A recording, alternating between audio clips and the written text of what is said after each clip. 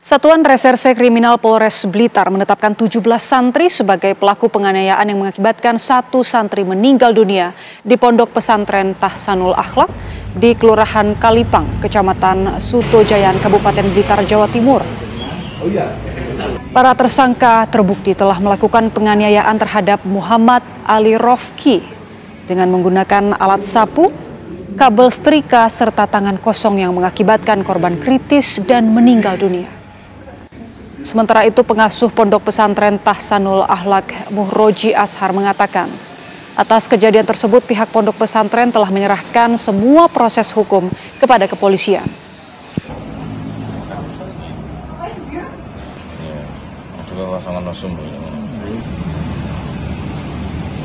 Ya pemirsa, untuk mengetahui proses penetapan 17 santri Pondok Pesantren Tahsanul Akhlak sebagai tersangka penganiayaan yang mengakibatkan korban meninggal dunia, kami sudah terhubung dengan AKP Feby Fahlevi Rizal selaku Kasat Reskrim Polres Blitar. Selamat pagi, Pak Feby. Pertama kami ingin tahu mengenai kronologi penganiayaan. Sebenarnya apa yang melatar belakangi 17 siswa ini menganiaya temannya sendiri, Pak? Selamat pagi, Mbak Dia. Dapat kami jelaskan, terkait masalah kronologis ini tentunya tidak lepas dari motif terkait meninggalnya korban ini. Yang pertama terkait masalah kronologinya adalah bahwa pada hari kejadian itu, korban ini dituduh melakukan pencurian oleh salah satu pelaku.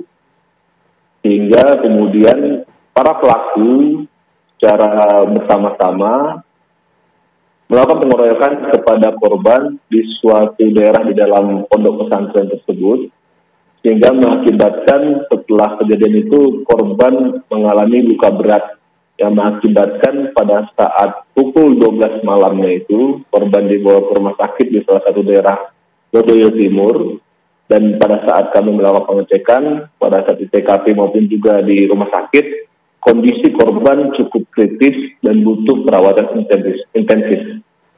Baik, Pak Feby, penganiayaan ini sebenarnya terjadi pada pukul berapa, Pak? Apakah artinya memang saat aksi tersebut terjadi tidak ada saksi mata yang melihat ataupun pihak pengasuh dari pondok pesantren yang mengetahui? Yang pertama terkait masalah kejadian itu terjadi pada saat malam hari, terutama lebih tepatnya adalah tanggal 2 Januari 2024 pada pukul 22.00. Sehingga pada saat kondisi di sana dari hasil pemeriksaan kami bahwa pengawas pondok juga sedang tidak berada di tempat, namun tentunya selain dari para pelaku juga ada saksi yang lain dari pihak siswa santri di pondok pesantren. Baik, ini kan ada dugaan ya Pak, korban ini melakukan pencurian begitu.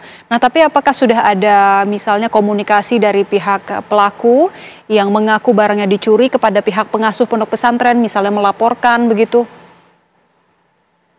Yang pertama terkait masalah pencurian ini tentunya masih belum berupa suatu fakta yang dimana juga masih dalam proses pemeriksaan. Namun kita dari mendapatkan motif yang didapatkan dari para pelaku, motifnya adalah hal demikian.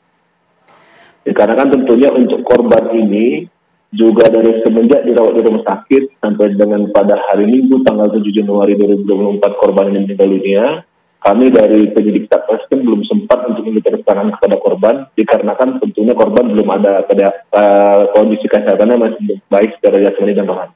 Baik, untuk para pelaku 17 orang ya Pak, apakah masih ada yang di bawah umur? Untuk seluruh pelaku 17 tersangka ini seluruhnya di bawah umur.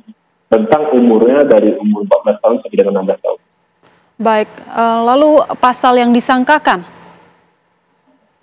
Untuk pasal yang kami sangkakan, sehubungan dengan korbannya adalah seorang anak dan juga untuk pelaku juga seorang anak, tentunya kita menggunakan Undang-Undang Perlindungan Anak, Undang-Undang Nomor 17 tahun 2016, kami jerat dengan pasal 80 ayat 3 dengan ancaman hukuman maksimal 15 tahun penjara.